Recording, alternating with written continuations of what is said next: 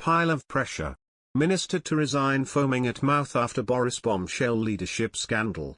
Nigel Farage immediately turned his sights on Boris Johnson after the stunning resignation of Lord David Frost, claiming the Prime Minister is neither a Conservative nor a true Brexiteer.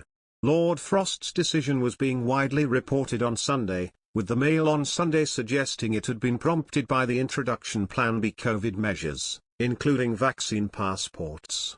He is also thought to be unhappy at planned tax rises and the cost of net zero environmental policies.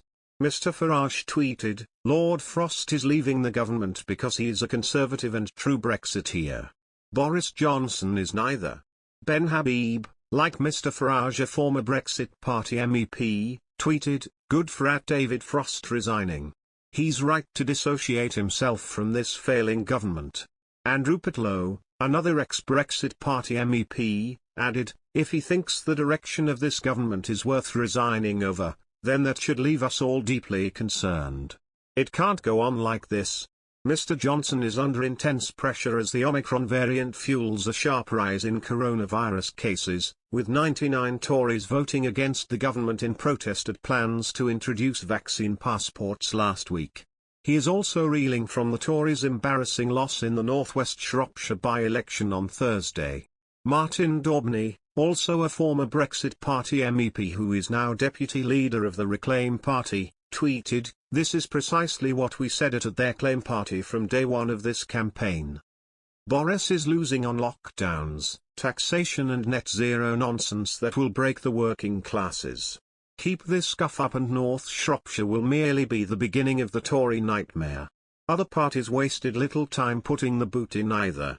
Baroness Jenny Chapman, who as Labour's Shadow Minister of State at the Cabinet Office is Lord Frost's opposite number, said, "The government is in chaos. The country needs leadership, not a lame duck PM who has lost the faith of his MPs and Cabinet. Boris Johnson needs to get a grip, tell us his plan for the next few weeks and bring certainty for the people of Northern Ireland by unblocking the stalemate over the protocol." Layla Moran, Liberal Democrat Foreign Affairs spokeswoman, said, "This shock resignation is a sign of the chaos and confusion at the heart of this Conservative government. The rats are fleeing Boris Johnson's sinking ship as he lurches from crisis to crisis. Even the Prime Minister's once loyal supporters are now abandoning him, just as lifelong Conservative voters are switching in their droves to the Liberal Democrats.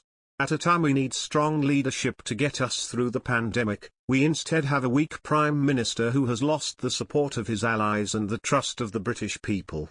Lord Frost quit in a letter to the Prime Minister last week, and will leave immediately rather than in January as was originally planned. Sky News deputy political editor Sam Coates said that Lord Frost goes on good terms, but he is unhappy with the direction of government, high taxes, the push towards net zero, and most recently COVID regulations. In his resignation letter to Mr. Johnson, Lord Frost appeared to take aim at the PM over his previous plan to make lockdown easing cautious but irreversible.